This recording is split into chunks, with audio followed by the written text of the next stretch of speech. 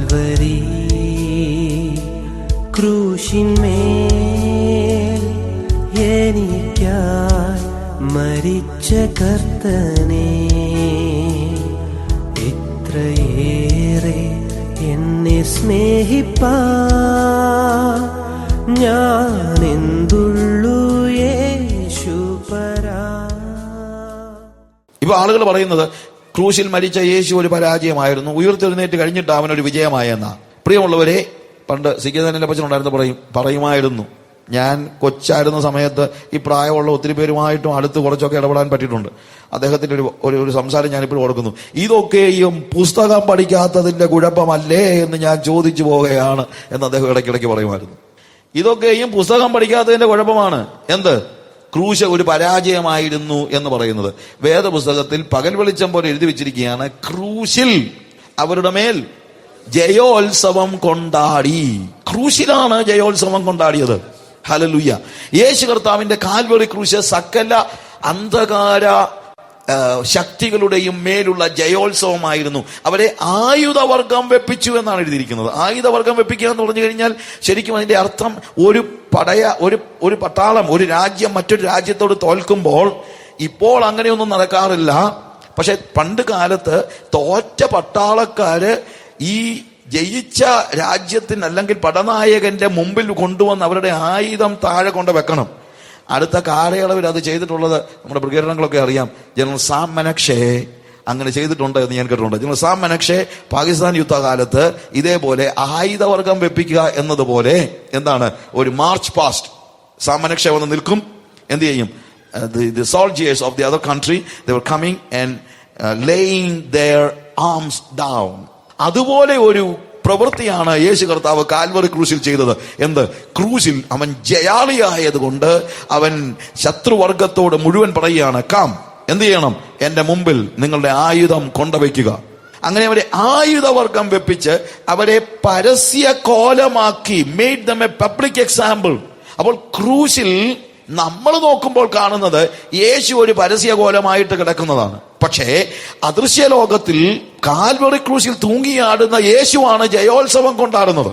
നമ്മൾ നോക്കുമ്പോൾ എന്റെ ദൈവമേ നീ എന്നെ കൈവിട്ടതെന്ത് എന്ന് പറഞ്ഞ് ഉറക്ക നിലവിളിച്ച് പ്രാണനെ വെടിയുന്ന യേശുവിനെയാണ് കാണുന്നത്. പക്ഷെ അദൃശ്യ ലോകത്തിൽ അവന്റെ കരച്ചിൽ ഒരു ജയോത്സവമാണ്. In the visible world, in the history, in fact he was crying and crying before he was dying and he was dead. അവൻ മരിക്കുന്നതിന് മുമ്പ് എന്ത് ചെയ്യാണ്? അവൻ ഉറക്ക നിലവിളിച്ച് പ്രാണനെ വിട്ടു. പക്ഷേ പോള് വിശ്വാസത്തിന്റെ ലോകത്തിലേക്ക് പ്രവേശിച്ച് കാണുന്ന കാഴ്ച എന്താണെന്നറിയാമോ? അതൊരു കരച്ചിലല്ല, പ്രത്യുത he was proclaiming victory. വിജയം കൊണ്ടാടുകയാണ്. വിജയത്തിന്റെ വലിയ ഒരു ആർത്തന ഒരു വലിയ ഒരു ശബ്ദമാണ്. It's really he was proclaiming victory. ഇതാ ഞാൻ വിജയിച്ചിരിക്കുന്നു എന്ന് ജയോത്സവം കൊണ്ടാടി. Hallelujah. This is what exactly the cross was doing. I'm not explaining it. Come on. And the cross of Christ is salvation for mankind. മനുഷ്യവർഗത്തിന്റെ രക്ഷയ്ക്ക് ഇതിനപ്പുറത്ത് വേറെ ഒരു കാര്യവും ആവശ്യമില്ലാതെ 1 കൊരിന്ത്യർ 1-ാം അധ്യായത്തിന്റെ 17-ാം വാക്യവും 18-ാം വാക്യവും അതിന്റെ 23-ാമത്തെ വാക്യവും നമ്മളിന്ന് വായിക്കുമ്പോഴത്തേക്ക് ക്രോസ് എന്താണ്, നമ്മുടെ രക്ഷയുമായി ബന്ധപ്പെട്ട് എന്ത് കാര്യമാണ് നമുക്ക് അവിടെ പറയുന്നത് മനസ്സിലാക്കാൻ പറ്റും. വേഴ്സ് 17 17-ാമത്തെ വാക്യത്തിൽ അവിടെ എഴുതിയിരിക്കുന്നത്, ക്രിസ്തുവിന്റെ ക്രൂശ് വ്യർത്ഥമാകാതിരിക്കേണ്ടതിന് വാക്ചാതുര്യത്തോടെ അല്ലാതാനും. വേഴ്സ് 18 ക്രൂശിന്റെ വചനം നശിച്ചു പോകുന്നവർക്ക് ഭോഷത്വവും രക്ഷിക്കപ്പെടുന്ന നമുക്കോ ദൈവശക്തിയുമാകുന്നു. It is the power of God for salvation. നാം രക്ഷിക്കപ്പെടുന്നത് നമുക്കതൊരു ദൈവശക്തിയാണ്. രക്ഷിക്കപ്പെടുവാനുള്ള ദൈവത്തിന്റെ ശക്തി എന്ന് പറഞ്ഞു കഴിഞ്ഞാൽ it is not just a power that we see or we consider when we are worshipping God. അതൊന്നുമല്ല, അങ്ങനെ ഒരു ശക്തിയെ കുറിച്ചല്ല പറയുന്നത്. It has got the power to save mankind. സാൽവേഷന്റെ പുറകിൽ പ്രവർത്തിക്കുന്ന ശക്തിയാണ് എന്ത്? ക്രോസ് എന്ന് പറയുന്നത്, ക്രൂശിന്റെ വചനം. അല്ലാതെ ഈവൻ ഉയർത്തെഴുന്നേൽപ്പിന്റെ വചനം പോലുമല്ല. ഞാൻ പറഞ്ഞത് ഉയർത്തെഴുന്നേൽപ്പ് is of course that's a big thing. പക്ഷേ ക്രൂശിനെ അങ്ങനെ അവഗണിച്ച് പറയാനൊന്നും ആർക്കും കഴിയത്തില്ല. ക്രൂശ് ഒരു പരാജയമാണെന്നല്ല, ക്രൂശിന്റെ വചനം, അല്ലാതെ ഉയിർപ്പിന്റെ വചനം എന്നല്ല. ക്രൂശിന്റെ വചനം നശിച്ചു പോകുന്നവർക്ക് ഭോഷത്വവും രക്ഷിക്കപ്പെടുന്ന നമുക്ക് അത് ദൈവത്തിന്റെ ശക്തിയും ആകുന്നു. വേഴ്സ് 22 നമ്മളവിടെ വായിക്കുമ്പോൾ അവിടെ കാണുന്നത്, ഞങ്ങളോ ക്രൂശിക്കപ്പെട്ട ക്രിസ്തുവിനെ പ്രസംഗിക്കുന്നു. ഉയർത്തെഴുന്നേറ്റ ക്രിസ്തുവിനെ പ്രസംഗിക്കുന്നല്ല പോൾ പറഞ്ഞിരിക്കുന്നത്.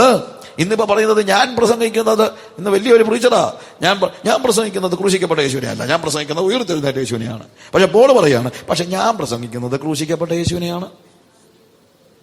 സാജു പ്രസംഗിക്കുന്നതും ക്രൂശിക്കപ്പെട്ട യേശുവിനെ തന്നെയാണ്. പോളിന് ക്രൂശിക്കപ്പെട്ട യേശുവിനെ പ്രസംഗിച്ചാൽ മതിയായിരുന്നെങ്കിൽ എനിക്കും അത് മതി. ഹല്ലേലൂയ. ക്രൂശിൽ മരിച്ച യേശു ഒരു പരാജയമായിരുന്നു എന്ന് പറയുന്നത് നിങ്ങൾ ദയവായിട്ട് വിശ്വസിക്കരുത്. ക്രൂശിലാണ് അവൻ ജയോത്സവം കൊണ്ടാടിയത്. അവൻ ഉയർത്തെഴുന്നേറ്റു എന്നുള്ളത് വേറൊരു വാസ്തവമാണ്. അവൻ ഉയർത്തെഴുന്നേറ്റു, അവൻ ഇന്നും ജീവിക്കുന്നു. I believe it. പക്ഷേ ക്രോസ് ഒരു പരാജയമാണെന്ന് പറയണമെങ്കിൽ അസാമാന്യമായ വേദ അജ്ഞത ആവശ്യമാണ്.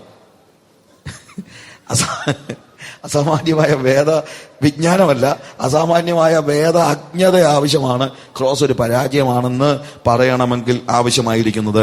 ഞങ്ങളോ ക്രൂശിക്കപ്പെട്ട യേശുവിനെ പ്രസംഗിക്കുന്നു. ഫൈനലി ഞാൻ ക്രോസിനെ കുറിച്ച് നമ്മൾ പറയുമ്പോൾ ഒടുവിലായിട്ട് ഒരു കാര്യം ഞാൻ പറയുന്നത്, the cross of Christ is complete. അത് കംപ്ലീറ്റ് ആണ്. It is complete. അതിനോട് കൂടെ മറ്റൊന്നും ആവശ്യമില്ല. നമ്മൾ 1 Corinthians chapter 2 verse 2 നമ്മൾ കാണുമ്പോൾ അവിടെ ക്രൂശിക്കപ്പെട്ട യേശുവിനെ അല്ലാതെ മറ്റൊന്നും, അവിടെ പോൾ പറയുന്ന രണ്ടാമത്തെ വാക്യത്തിൽ, ക്രൂശിക്കപ്പെട്ടവനായ യേശു ക്രിസ്തുവിനെ അല്ലാതെ മറ്റൊന്നും അറിയാത്തവനായി നിങ്ങളുടെ ഇടയിൽ ഇരിക്കണം എന്ന് ഞാൻ നിർണയിച്ചു. വേറെ ഒന്നും അറിയാത്തവൻ. എന്തുകൊണ്ട്? ക്രൂശിന് അഡീഷൻസ് ഒന്നും വേണ്ട. നമ്മുടെ രക്ഷയ്ക്ക് വേണ്ടി ക്രോസ് പ്ലസ് ഒന്നും ആവശ്യമില്ല. നമ്മൾ യോഹന്നാന്റെ സുവിശേഷം 19 അധ്യായത്തിന് 30 വാക്യം വായിക്കുമ്പോൾ യേശു കർത്താവ് ക്രൂശിൽ കിടന്നുകൊണ്ട് പറയുന്ന അവസാനത്തെ വാക്കെന്താണ്? ഇതാ സകലതും നിവൃത്തിയായി എന്നാണ്. It is finished. Tetelestai. It is finished. Everything is given. എല്ലാം കൊടുത്തു വീട്ടിയിരിക്കുന്നു. ഇനിയിപ്പോ കൊടുത്തു വീട്ടാനായിട്ട് ഒന്നുമില്ല. സാൽവേഷൻ എന്ന് പറയുന്നത് ഇറ്റ് ഈസ്, അതിനാവശ്യമായിരിക്കുന്ന ഒരേ കാര്യമുള്ളൂ. എന്താണ്? It is A cross and cross plus nothing. ക്രൂശ് അല്ലാതെ അതിനപ്പുറത്തായിട്ട് വേറെ ഒരു കാര്യവും ആവശ്യമില്ല. ഇതാണ് യേശുക്രിസ്തുവിന്റെ ക്രൂശിനെ കുറിച്ച് പറയുമ്പോൾ നമ്മൾ പഠിക്കുന്ന ചില കാര്യങ്ങൾ. ഞാൻ പറഞ്ഞല്ലോ, സമയത്തിന്റെ പരിമിതിക്ക് അനുസരിച്ച് വെച്ച് ഞാൻ പെട്ടെന്ന് ചില കാര്യങ്ങൾ പറയുകയാണ്. എന്നാൽ ഇന്ന് ആർക്കും ഈ ക്രൂശ് വേണ്ടാതായിരിക്കുന്നു. That's a biggest problem. Oswald Chambers പറഞ്ഞൊരു വാചകം എനിക്ക് ഭയങ്കരമായിട്ട് എന്നെ സ്വാധീനിച്ചിട്ടുണ്ട്. All heaven is interested in the cross of Christ. സകല സ്വർഗവും യേശു ക്രിസ്തുവിന്റെ ക്രൂശിന്റെ കാര്യത്തിൽ ഇൻട്രസ്റ്റഡ് ആണ്. All hell is terribly afraid of it. നരകത്തിന് ക്രൂശിനെ കുറിച്ച് പറയുമ്പോൾ തന്നെ ഇറ്റ് ഈസ് ടെറിബിളി അഫ്രൈഡ്. ഭയങ്കര ഭീതിയാണ്. While men are the only beings who more or less ignore its meaning. എന്നാൽ ക്രൂശിന്റെ അർത്ഥം അവഗണിക്കുന്നത്, അതായത് ഇതിനെ നിസാരവൽക്കരിക്കുന്നത് മനുഷ്യവർഗം മാത്രമാണ്. All heaven is interested in the cross of Christ. All hell is terribly afraid of it, while men are the only beings who more or less ignore its meaning. Vincent Havener പറയുന്ന ഒരു വാചകം, we need men of the cross with the message of the cross, bearing the marks of the cross. നമുക്കിന്ന് ആവശ്യമായിരിക്കുന്നത് ക്രൂശിന്റെ മനുഷ്യരെയാണ്. ക്രൂശിന്റെ സന്ദേശവുമായി പോകുന്ന ക്രൂശിന്റെ മനുഷ്യർ തന്നെയല്ല, ക്രൂശിന്റെ പാടുള്ള, ക്രൂശിന്റെ the mark of the cross. Paul പറയുന്നുണ്ട്, ഞാൻ ക്രിസ്തുവിന്റെ ചൂടടയാളം വഹിക്കുന്നു. ഇന്ന് കുരിശിന്റെ പാടുള്ള എത്ര സുവിശേഷകർ നമുക്കുണ്ട്. ക്രോസിന്റെ മാർക്കുള്ള എത്ര സുവിശേഷകർ നമുക്കുണ്ട്. നമുക്ക് ആവശ്യമായിരിക്കുന്നത്, we need men of the cross who is having a message of the cross, bearing the marks of the cross. A W Tozer പറഞ്ഞ ഒരു വാചകം കൂടെ ഞാൻ പറയട്ടെ. The old cross slew men, the new cross entertained them. പഴയ ക്രൂശ് മനുഷ്യനെ കൊല്ലുകയായിരുന്നു, ഇന്ന് പുതിയ ക്രൂശ് മനുഷ്യനെ എന്റർടൈൻ ചെയ്യുകയാണ്. And the old cross condemns and the new cross amuses. പഴയ ക്രൂശ് ന്യായം വിധിക്കുകയായിരുന്നു, എന്നാൽ പുതിയ ക്രൂശ് നമ്മളെ വിസ്മയിപ്പിക്കുകയാണ്. And the old cross destroys confidence in flesh. പഴയ ക്രൂശ് നമ്മുടെ ജഡത്തിലുള്ള നമ്മുടെ കോൺഫിഡൻസിനെ നശിപ്പിച്ചു കളയുകയായിരുന്നു. And the new cross encourages it. This is the biggest problem that we face in these days. Oh my friends, ലോകത്തിൽ 2 തരത്തിലുള്ള ജനങ്ങളെ ഉള്ളൂ. ഞാനത് നാളെ പറയാൻ ഉദ്ദേശിക്കുന്ന കാര്യം നാളെ നമുക്ക് പറയാം. 1 ക്രൂശിൽ പ്രശംസിക്കുന്നവർ, 2 ക്രൂശിന്റെ ശത്രുക്കൾ. ലോകത്ത് 2 തരത്തിലുള്ള ആളുകളെ ഉള്ളൂ. 1 ക്രൂശിൽ പ്രശംസിക്കുന്നവർ, 2 ക്രൂശിന്റെ ശത്രുക്കൾ. ഇതിലേതെങ്കിലും ഒരു ഗ്രൂപ്പിൽപ്പെട്ടവരാണ് നിങ്ങൾ ഓരോരുത്തരും. ഇതിലേതെങ്കിലും ഒരു ഗ്രൂപ്പിൽപ്പെട്ട ആളാണ് ഞാൻ. എനിക്ക് 2ലും കൂടെ ആളാകാനായിട്ട് പറ്റത്തില്ല. നമ്മളോട് തന്നെ ചോദിക്കണം, യേശു ക്രിസ്തുവിന്റെ ക്രൂശ് എന്താണ് എനിക്ക്? യേശുക്രിസ്തുവിന്റെ ക്രൂശ് എന്നിൽ എന്ത് പ്രവൃത്തിയാണ് ചെയ്തത്? യേശുക്രിസ്തുവിന്റെ ക്രൂശ് എനിക്ക് എന്താണ് ചെയ്തു തീർത്തത്? ന്യായപ്രമാണത്തിന്റെ അടിമയായിരുന്ന എന്റെ വിയർപ്പിന്റെ ലോകത്ത് നിന്ന് ഞാൻ കഷ്ടപ്പെട്ട് എത്ര പരിശ്രമിച്ചാലും എന്റെ നിഷ്ഫലമായ അധ്വാനം, അതാണ് ഇന്നത്തെ പ്രധാനപ്പെട്ട പ്രശ്നം. എന്റെ അധ്വാനം എത്ര കൂടിയാലും വേണ്ടിയില്ലായിരുന്നു, ഒരിക്കലെങ്കിലും എനിക്ക് അവിടെ ചെന്ന് കയറുവാൻ, ദൈവ സംസർഗത്തിലേക്ക് മടങ്ങിച്ചെല്ലുവാൻ കഴിയുമായിരുന്നെങ്കിൽ. പക്ഷേ എനിക്ക് കടന്നു ചെല്ലാൻ കഴിയാത്ത ദൈവ സംസർഗത്തിലേക്ക് എനിക്ക് വേണ്ടി മോസസ് ഒരു കയറേണി ഇറക്കി തന്നപ്പോൾ എനിക്കത് പിടിച്ചു കയറാൻ കഴിവില്ലാതിരുന്ന സമയത്ത് യേശു കർത്താവ് ഇറങ്ങി വന്നവന്റെ രക്തം കൊടുത്ത് ആത്മാവിന്റെ ചിറകുകളെ എനിക്ക് വെച്ച് തന്ന് ദൈവത്തിന്റെ സംസർഗത്തിലേക്ക് എന്നെ വലിച്ചു കയറ്റിയതായ ആ ക്രോസാണ് അധമ പാതാളത്തിലേക്ക് താഴെ വീണുകൊണ്ടിരുന്ന എന്നെ അവൻ കരം പിടിച്ചുയർത്തി ദൈവത്തിന്റെ ലോകത്തോട് നിരപ്പിച്ചത്.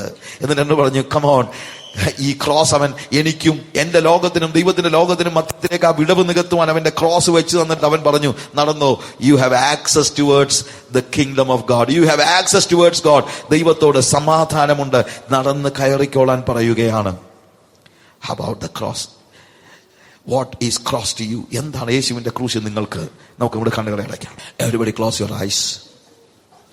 ഹല്ലേലൂയ. തന്റെ ക്രൂശെടുത്ത് അനുഗമിക്കാത്തവന് ശിഷ്യനായിരിക്കാൻ കഴിയുകയില്ല എന്ന് കർത്താവ് പറഞ്ഞു. എന്നാൽ അതിന് മുമ്പ് അവൻ പറഞ്ഞു, ഞാൻ എന്റെ ക്രൂശ് എടുക്കുകയാണ്. ഗോതമ്പ് മണി നിലത്ത് മണി ചാകുന്നില്ല എങ്കിൽ തനിയെ ഇരിക്കുന്നു. ലാസറിനെ ഉയർപ്പിച്ചവൻ എന്ന നിലയിൽ യവനന്മാരുടെ മുമ്പിൽ പ്രത്യക്ഷപ്പെടുവാനല്ല ഞാൻ ആഗ്രഹിക്കുന്നത്. അത്ഭുതം പ്രവർത്തിക്കുന്നവൻ എന്ന നിലയിൽ യവനന്മാരുടെ ഇടയിൽ പ്രവർത്തിക്കുവാനല്ല ഞാൻ ആഗ്രഹിക്കുന്നത്. I just want to see that I am dying and I am glorified. Death is glory എന്നുള്ള വലിയ യാഥാർത്ഥ്യം, മരണമാണ് മഹത്വം എന്നുള്ള വലിയ യാഥാർത്ഥ്യം. എന്റെ തകർച്ചയിൽ നിന്ന് മാത്രമേ എനിക്ക് ജീവൻ ഉണ്ടാവുകയുള്ളൂ. എന്റെ പുറന്തോട് പൊട്ടുമ്പോൾ മാത്രമേ എന്നിൽ നിന്ന് മുള പൊട്ടുകയുള്ളൂ എന്നുള്ളത് നിങ്ങൾ മനസ്സിലാക്കണം. പ്രിയമുള്ളവരെ, ആ ഒരു ക്രോസ് എക്സ്പീരിയൻസിന് വേണ്ടി നമുക്ക് നമ്മളെ തന്നെ ഏൽപ്പിച്ചു കൊടുക്കാൻ പറ്റുമോ? കർത്താവേ, ഒരു ഗോതമ്പ് മണി നിലത്ത് വീണ് ചാകുന്നത് പോലെ, അതിന്റെ പുറന്തോട് പൊട്ടിപ്പോകുന്നത് പോലെ എന്റെ പുറന്തോട് പൊട്ടിപ്പോകട്ടെ, എന്റെ സെൽഫ് പൊട്ടിപ്പോകട്ടെ, എന്റെ ഇച്ഛകൾ തകർന്നു കൊള്ളട്ടെ. അതിനപ്പുറത്ത് കർത്താവേ, എനിക്കറിയണം, എന്നിൽ നിന്ന് മുള പൊട്ടുന്ന ആ അനുഭവം എനിക്കുണ്ടാകണം. അനേകർക്ക് ജീവനായി തീരേണ്ടതിന് വേണ്ടി മരിക്കുവാൻ ഞാൻ തയ്യാറാണ് കർത്താവേ എന്ന് എത്ര പേർക്ക് പറയാനായിട്ട് കഴിയും? യേശു ക്രിസ്തുവിന്റെ ക്രൂശിനെ ഏറ്റെടുക്കുവാൻ, ആ യേശു ക്രിസ്തുവിന്റെ ക്രൂശ് എന്ത് ചെയ്തോ അതേപോലെ തന്നെ എന്റെ ക്രൂശ് ഏറ്റെടുത്തുകൊണ്ട് അതേ പ്രവൃത്തി തികയ്ക്കുവാൻ തക്കവണ്ണം നമുക്കൊരിക്കലും ഒരു പ്രായശ്ചിത്തമാകുവാൻ കഴിയുകയില്ല എന്നുള്ളത് ശരിയാണ്. എന്നാൽ എൻ്റെ ക്രോസ് എക്സ്പീരിയൻസിലൂടെയാണ് എനിക്ക് മറ്റുള്ളവർക്ക് ജീവനായി തീരേണ്ടതിന് എന്നെ തന്നെ ഒരു മുളയായി ചെടിയായി വളർത്തുവാൻ തക്കവണ്ണം കഴിയുന്നത്. എനിക്കൊരു തകർച്ച ആവശ്യമുണ്ട്, എൻ്റെ ഔട്ടർ സ്കിൻ തകരേണ്ടത് ആവശ്യമുണ്ട്. എത്ര പേർക്ക് ഹൃദയത്തിൽ തോന്നുന്നുണ്ട്, എൻ്റെ ഔട്ടർ സ്കിൻ ഭയങ്കര കട്ടിയുള്ളതാണ്, എൻ്റെ സെൽഫ് ഭയങ്കര കട്ടിയുള്ളതാണ്, അതൊന്ന് തകർന്നെങ്കിൽ മാത്രമേ ജീവൻ ഉണ്ടാവുകയുള്ളൂ എന്ന് എത്ര പേര് ചിന്തിക്കുന്നുണ്ട്? കർത്താവിനോട് അങ്ങനെ പ്രാർത്ഥിക്കാൻ കഴിയുമോ? അത്ഭുതങ്ങളുടെ ലോകത്തിലൂടെ അല്ല, ക്രൂശിന്റെ മാർഗത്തിലൂടെയാണ് ദൈവം നമുക്ക് വേണ്ടി പുതിയ ഒരു ലോകത്തിലേക്ക് പ്രവേശനം ഉണ്ടാക്കി തന്നിരിക്കുന്നത്. എൻ്റെ വിയർപ്പൊഴുക്കിയിട്ടല്ല, യേശുവിന്റെ രക്തം കൊണ്ട്, അവന്റെ രക്തം കൊണ്ട് എന്നെ ദൈവത്തോട് അടുപ്പിച്ചു. അവനോട് എന്നെ അവന്റെ ലോകത്തിലേക്ക് പ്രവേശിക്കുവാൻ, കാലെടുത്ത് വെക്കുവാൻ തക്കവണ്ണം എന്നെ അധമ പാതാളത്തിൽ നിന്ന് പൊക്കിയെടുത്ത് ദൈവത്തിന്റെ ലോകത്തോട് സമീപസ്ഥമാക്കി തീർത്ത് അവന്റെ കൃപയ്ക്കായി നമുക്ക് അവന് സ്തോത്രം ചെയ്യാം. തന്നെയല്ല, അവൻ ശത്രുത്വം ഇല്ലാതെയാക്കി. ദൈവവും ഞാനും തമ്മിലുള്ള ശത്രുത്വം മാത്രമല്ല, എനിക്ക് ഇന്ന് ലോകത്തിൽ ആരും ശത്രുക്കളായിട്ടില്ല.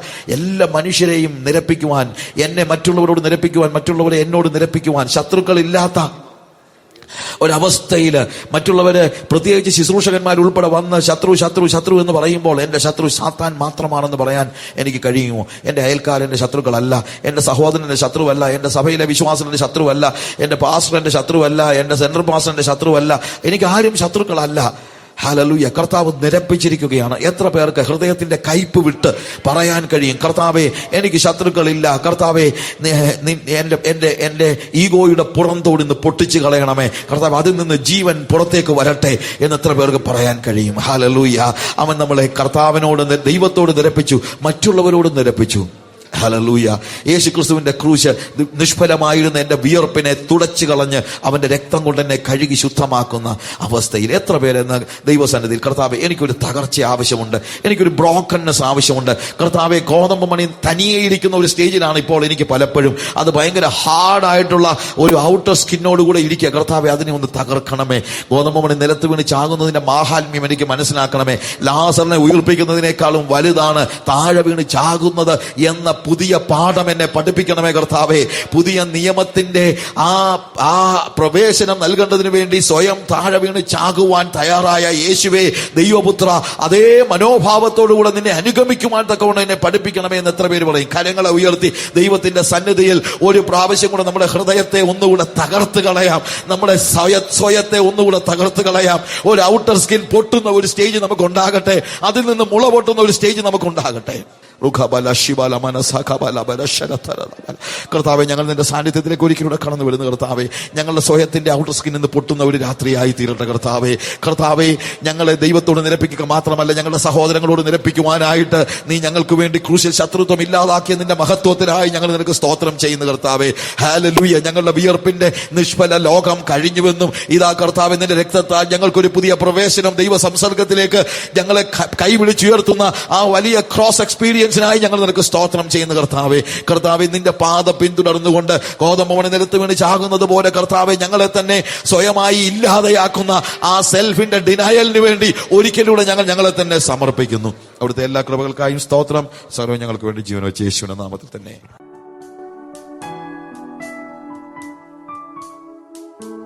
കാൽവരി ക്രൂശിന്മേൽ എനിക്കായി മരിച്ച കർത്തനേ, ഇത്രയേറെ എന്നെ സ്നേഹിപ്പാൻ ഞാനെന്തുള്ളു യേശുപരാ. കാൽവരി ക്രൂശിന്മേൽ എനിക്കായി മരിച്ച കർത്തനേ, ഇത്രയേറെ എന്നെ സ്നേഹിപ്പാൻ ഞാനെന്തുള്ളു യേശുപരാ. ഞാനെന്തുള്ളു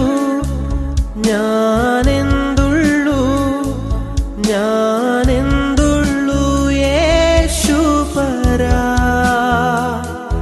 ഇത്രയേറെ എന്നെ സ്നേഹിപ്പാൻ ഞാനെന്തുള്ളു യേശുപരാ.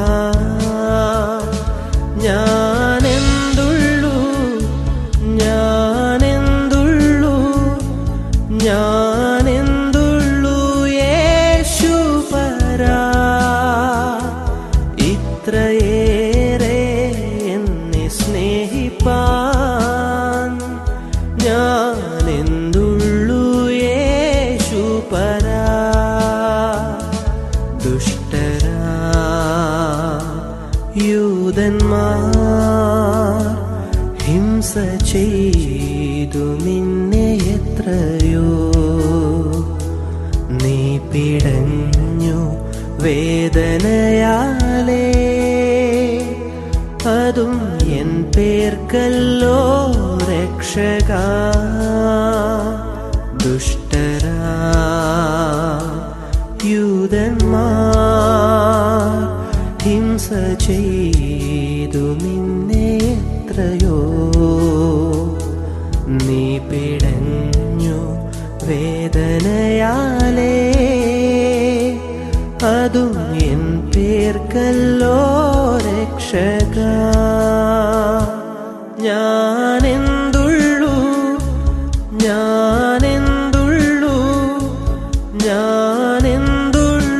യേശുപരാ.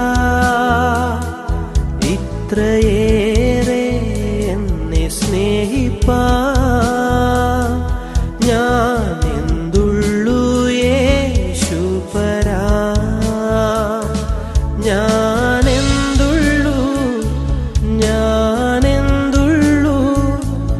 ഞാനെന്തുള്ളു യേശുപരാ.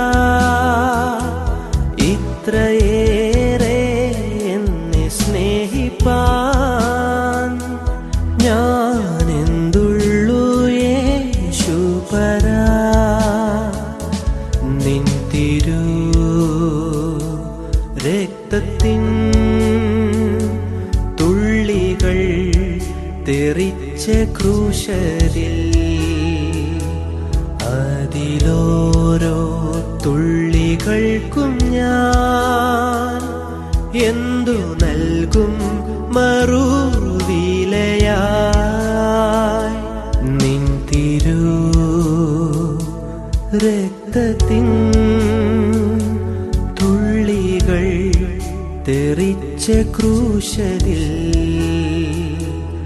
അതിലോരോ തുള്ളികൾക്കും